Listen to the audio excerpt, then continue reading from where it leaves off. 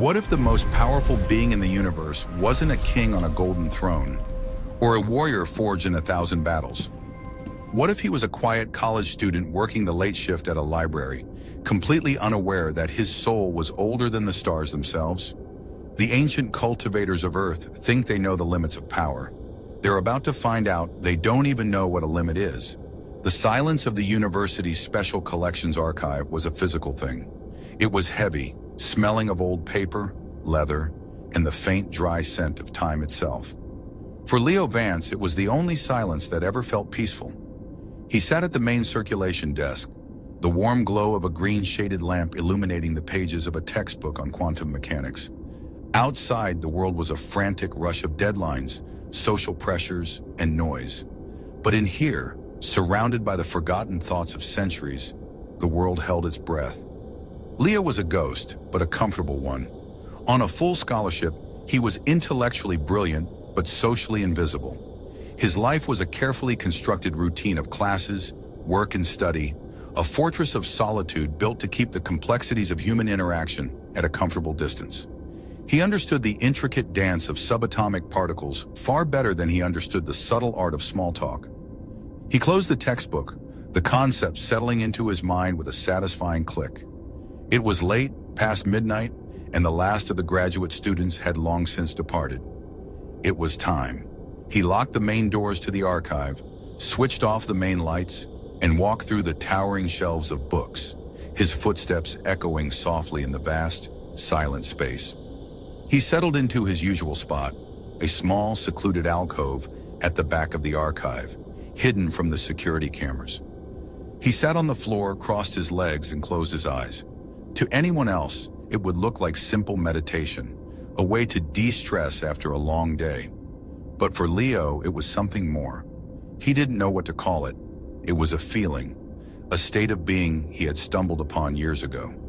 When he quieted his mind and focused inward, the world seemed to shift. It was like tuning a radio to a station that was always there, just below the static of his own thoughts. He took a deep breath, and the feeling began. A low, resonant hum, so subtle it was more a vibration in his bones than a sound in his ears. The air in the room grew thick, heavy with a strange electric potential. He could feel it coalesce around him, a gentle, invisible river of energy that seemed to be drawn to him, eager to answer a call he didn't know he was making. He didn't understand it. He just knew it felt right. It centered him, washed away the fatigue of the day, and left him feeling clearer, sharper, more whole. He let the energy flow into him, a silent, invisible tide that filled the empty spaces in his soul. He had no idea he was cultivating. He had no idea that with every breath, he was passively absorbing the world's spiritual energy at a rate that would make the most powerful martial arts master on the planet weep with envy. He just thought he was relaxing. Tonight, however, something was different. As the energy settled around him, a new sensation pricked at the edge of his awareness. It was a discordant note in the peaceful symphony, a sharp metallic tang of aggression and violence from somewhere outside the library walls. It was faint, but it was ugly, and it was getting closer. It was the first time the outside world had ever managed to breach the sanctity of his quiet ritual. He frowned, his concentration broken. The feeling was wrong. It was the feeling of a predator. He opened his eyes, the peaceful hum of energy around him dissipating like smoke. The archive was silent again, but it was no longer a comfortable silence. It was the tense, waiting silence of a forest when a hunter enters it. The feeling of aggression grew stronger, more focused. It was on the move, and it was heading directly for the library. Leo stood up, his joints popping softly. His logical mind tried to dismiss it as paranoia, a trick of a tired brain. But the feeling was too real, too visceral. It was an instinct he didn't know he possessed, screaming at him that he was in danger. He walked quickly from his secluded alcove, moving through the maze of bookshelves toward the front of the archive. He stopped at the main circulation desk and peered through the large glass doors that led to the main library lobby. The lobby was dark, empty. Nothing seemed out of place. He was about to turn away to convince himself it was all in his head when he saw it. a flicker of movement in the deep shadows near the main entrance. Then another. Two figures, clad in dark, form-fitting tactical gear, moved with a silent, fluid grace that was utterly inhuman. They weren't walking. They were flowing, their feet making absolutely no sound on the polished marble floor. They were cultivators. He didn't know how he knew, he just knew. The predatory aura he had sensed was rolling off them in palpable waves. One of them, a tall, lean man, raised a hand and pressed it against the massive glass door of the main entrance. A soft crimson light glowed from his palm. The heavy-duty magnetic lock on the door sparked, fizzled, and then died with a pathetic click. The door swung open. Leo's blood ran cold. They had just bypassed a state-of-the-art security system as if it were a child's toy. And they were coming inside. He ducked behind the circulation desk, his heart hammering against his ribs. What did they want? Was it a rare book? An artifact? The two figures entered the lobby, their movements economical and precise. They weren't looking around like common thieves. They were scanning, their heads turning slowly, as if searching for a specific energy signature. Searching for him. The taller one spoke, his voice a low, gravelly whisper that carried with unnatural clarity in the silent space. The resonance is strong here, brother. The anomaly is close. The other, broader figure nodded. Find it. The elders want it contained before it can blossom.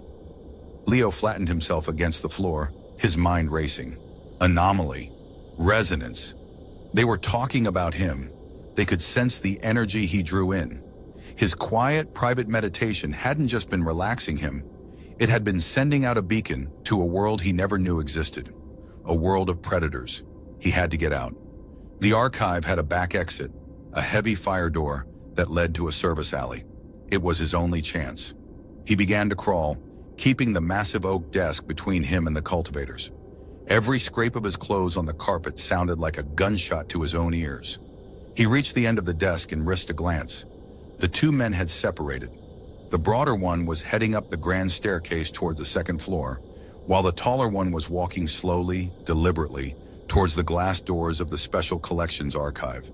Towards him, there was no time. Leo scrambled to his feet and ran, abandoning all pretense of stealth. He sprinted through the towering shelves, the names of forgotten authors a blur. He could hear a sharp exclamation from the lobby behind him, then the sound of shattering glass as the cultivator burst through the archive doors. Heavy, impossibly fast footsteps pounded the floor behind him, closing the distance at an alarming rate. Leo wasn't just fast, he was a trained martial artist. Leo was a scholar. His world was books and theories, not a life or death chase. He reached the fire exit and slammed his hand against the push bar. It didn't budge. A heavy chain and a massive padlock, a violation of every fire code, held it shut. The university, in its infinite wisdom, had decided to prioritize preventing theft over saving lives. He was trapped. He turned, his back pressed against the cold metal door, as the tall cultivator appeared at the end of the aisle. The man stood there, perfectly calm, his eyes glowing with the same faint crimson light that had come from his palm. He smiled, a thin, cruel expression. "Nowhere left to run, little anomaly," the cultivator said, taking a slow step forward. "Don't fight. It will only make this more painful." Leo's back was cold against the unyielding steel of the fire door. The cultivator advanced down the narrow aisle, his movements unnervingly smooth, his crimson-lit eyes fixed on Leo with the predatory calm of a wolf that had cornered its prey. The air grew heavy, charged with the man's palpable chi, a pressure that made it hard to breathe. "Okay, think. Don't panic." Leo's mind, usually a calm sea of academic theory, was now a chaotic storm. "This guy is a professional. He's fast, strong, and he can glow. I'm a library assistant with a weird meditation habit. The door is blocked. No other exits. What are my options?" He scanned the aisle frantically. Towering shelves of books flanked them on both sides. They were old, heavy, and densely packed. An idea, desperate and reckless, began to form. "I have no combat skills. My only advantage is the environment and maybe a surprise factor. What can I use?" The cultivator smiled again, clearly enjoying the fear rolling off Leo in waves. "It's truly fascinating," the man said, his voice a low, condescending purr. "To see one so saturated with raw chi, yet completely untrained. You're like a walking natural disaster, a priceless resource that needs to be properly managed." He raised his hand, and the crimson light in his palm began to coalesce into a small, sharp point of energy. "He's preparing an attack. No more time to think." Leo's eyes locked onto the top of the massive bookshelf to his left. It was an old, solid oak shelf, packed with thick, leather-bound encyclopedias. It had to weigh a ton. "It's a crazy idea, but it's the only idea I've got." He focused all of his will, all of his desperate intent, on a single point, the base of the bookshelf. He didn't have a skill for this, no system prompt to guide him. He just had the raw, untamed energy humming in his bones. He remembered the feeling of the river of chi flowing into him during his meditation. Now, instead of pulling it in, he tried to push it out. He imagined that invisible river slamming into the base of the shelf with the force of a battering ram. For a second, nothing happened. The cultivator took another step, his energy attack almost fully formed. Then, with a deep, groaning screech of tortured wood and metal, the massive bookshelf began to tilt. The cultivator's smug expression vanished, replaced by a flash of genuine shock. He hadn't expected the cornered rat to fight back, let alone in such a bizarre, unconventional way. The shelf, laden with thousands of pounds of paper and wood, crashed down into the narrow aisle with a deafening, thunderous roar. A massive cloud of dust and paper fragments exploded outwards. Leo, shielded by the fire door, was spared the worst of it, but the cultivator was right in the path of the collapse. Leo didn't wait to see the result. He bolted. He scrambled over the wreckage of the first bookshelf, his heart pounding. He could hear the other cultivator shouting from the lobby, his voice sharp with alarm. He burst out of the aisle and saw his chance. The second cultivator, the broader one, was sprinting towards the archive from the main staircase. But in his haste, he had left the main library entrance wide open. It was his only way out. Leo changed direction, his feet flying across the floor. He was no martial artist, but his body, nourished by pure ambient chi for years, was stronger and faster than he realized. He ran with the desperate energy of a man who had just pulled down a mountain and was terrified of the consequences. He shot past the circulation desk and into the main lobby. He could see the city lights through the open doors, a promise of freedom just 100 feet away. A furious roar erupted from the archive behind him. A figure burst through the cloud of dust, covered in scrapes but otherwise unharmed. It was the first cultivator, his eyes now burning with a furious, crimson inferno. "You're dead!" he screamed, his voice no longer calm but filled with rage. He was impossibly fast. Even as Leo sprinted for the door, the cultivator was gaining on him, closing the distance with terrifying speed. Leo wasn't going to make it. Just as the cultivator's hand was about to close around his shoulder, a new feeling sparked within Leo. It was the conceptual resonance he didn't know he had. He didn't think of a technique. He didn't think of a skill. He just thought of a single, desperate concept: slip. The polished marble floor beneath the cultivator's feet suddenly became as slick as wet ice. The man's forward momentum became his enemy. His feet shot out from under him, and he went down hard, his body skidding across the floor with a comical but violent screech. Leo didn't look back. He hit the open doorway and ran out into the rainy night, the cool air a shocking, welcome slap to his face. He disappeared into the crowds in the darkness, leaving behind a wrecked library and two very confused, very angry cultivators. He ran until his lungs burned and his legs ached, the adrenaline finally starting to fade, replaced by a bone-deep terror and a wild, unbelievable elation. He had survived. He had fought back. He finally collapsed in a deserted alleyway miles from the campus, his back sliding down a wet brick wall. He was alone, terrified, and his entire world had been shattered. But as he sat there, panting in the darkness, a single, undeniable thought rose above the fear. I can do that again. The adrenaline drained out of him all at once, leaving a hollow, trembling exhaustion in its wake. Leo sat in the filth of the alley, the cold rain plastering his thin shirt to his skin, and finally allowed himself to process what had just happened. He had been hunted, not by some common thug, but by men who could shatter security locks with a touch and move like ghosts. They had called him an anomaly, a resource. They weren't just trying to rob him, they were trying to capture him, to contain him. The thought sent a fresh wave of ice through his veins that had nothing to do with the cold. Okay, so I can make things fall over and make floors slippery. The thought was so absurdly understated that a weak, hysterical laugh escaped his lips. Not exactly God-tier stuff, but it worked. What now? I'm in an alley, soaked, and those guys are probably calling for backup. The entire city could be crawling with them soon. He needed to get off the street. He needed a place to hide, to think. But where? He had no money, no friends he could turn to, and going back to his dorm was a death sentence. He was utterly, completely alone. He pushed himself to his feet, his muscles screaming in protest. The world swayed for a moment, and a wave of dizziness washed over him. The hunger he'd been ignoring was now a roaring, painful emptiness in his gut. Right. First problem, I'm running on empty. His analytical mind, a comfort in the chaos, took over. I expended a huge amount of energy. The body needs fuel to create more. Basic thermodynamics. So first step, get food. How? He couldn't steal. The thought of getting arrested for shoplifting after escaping superhuman assassins was just too ironic. He needed money. He checked his pockets, knowing it was useless. Nothing but a student ID and a now useless library card. He stumbled out of the alley, pulling the hood of his sweatshirt up to hide his face. He leaned against a wall, trying to blend in with the shadows, and watched the flow of the late-night city. He needed a resource, any resource. His eyes fell on a grimy pawn shop across the street, its neon sign flickering weakly in the rain. A place where people traded their past for a little bit of a future. Leo had nothing of value, except he looked down at his wrist.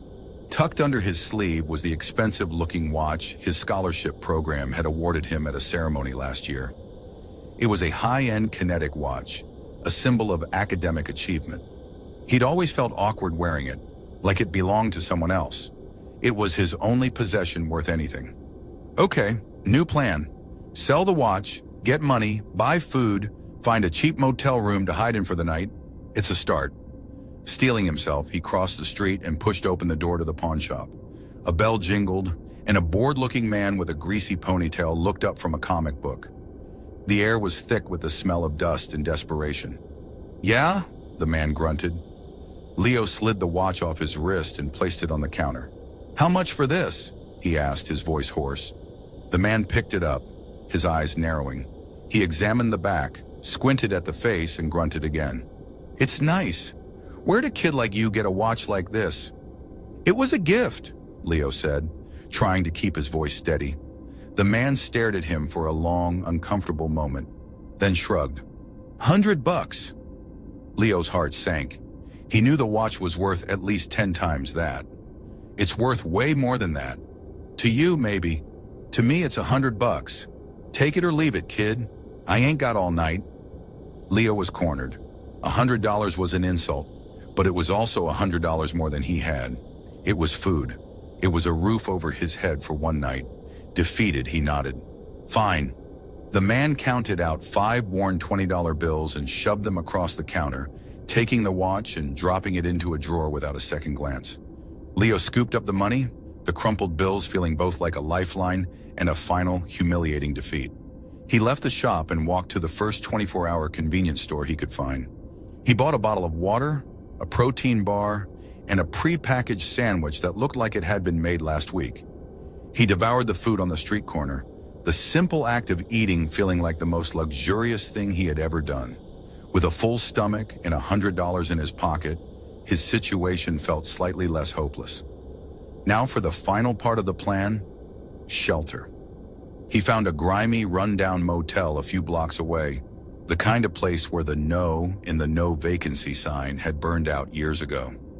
He paid the night clerk for a room, the man barely looking up from his tiny television.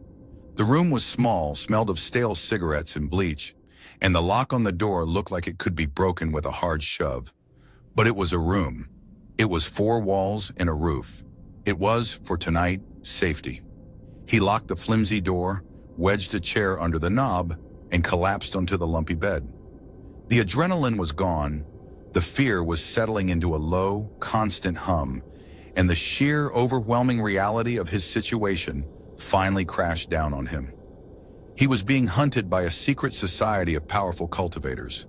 He had a strange, unexplained power of his own, and he was completely, utterly alone in a world that was suddenly infinitely larger and more dangerous than he had ever imagined. He closed his eyes and, for the first time since he was a small child, Leo Vance felt the sting of tears. The tears were a brief, hot release, a moment of weakness he couldn't afford but desperately needed. He wiped his eyes on the sleeve of his stolen hoodie, the rough fabric a grounding sensation. The self-pity faded, replaced by the cold, clear logic that had been his lifelong companion. Okay, crying is not a strategy. He sat up on the lumpy bed, the springs groaning in protest. Let's analyze the data. Fact 1, I'm being hunted by a secret society of powerful people. Fact 2, I have some kind of power that let me escape them. Fact 3, I am currently a broke, homeless teenager in a city that wants to chew me up and spit me out.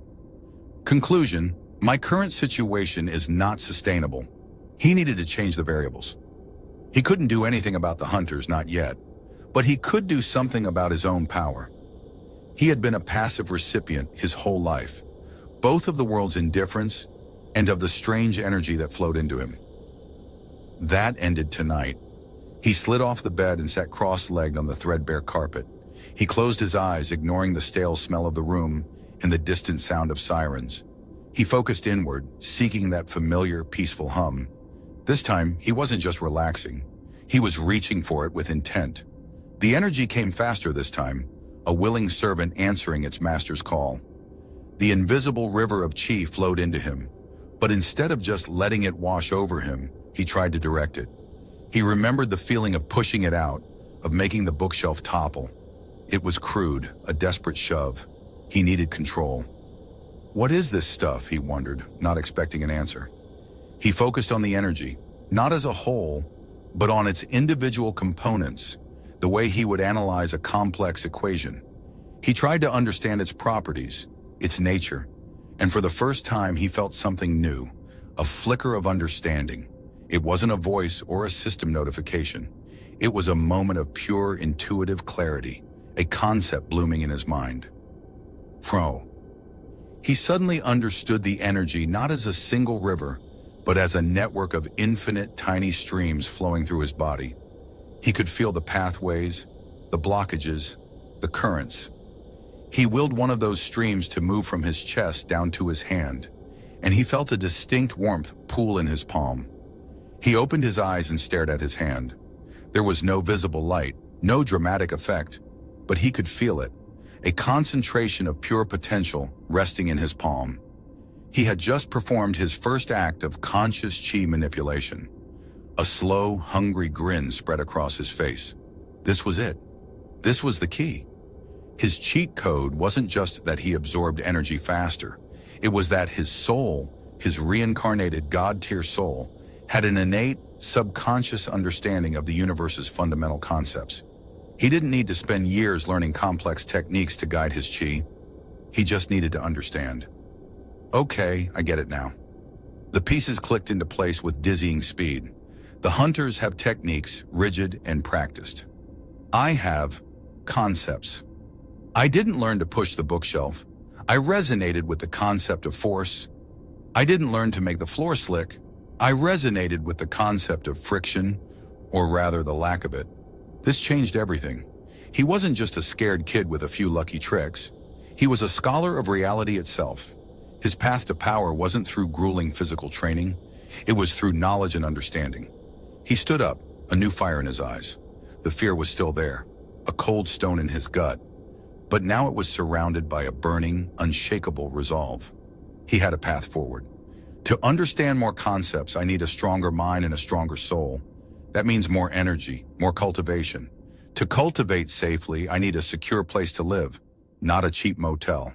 I need resources, food, clothes, books, and all of that requires money. His goal, once a hazy idea of simple survival, was now crystal clear. He wasn't just going to survive, he was going to thrive. He was going to get rich, get powerful, and uncover the truth of who he was. He would turn this city, this world that had ignored him, into his own personal library, and he would devour every piece of knowledge and power it had to offer. He walked to the window and looked out at the rain-slick streets, at the distant, glittering towers of the city. They no longer looked like the fortresses of untouchable gods. They looked like treasure chests waiting to be opened. The hunt was still on, but now the prey was learning how to bite back.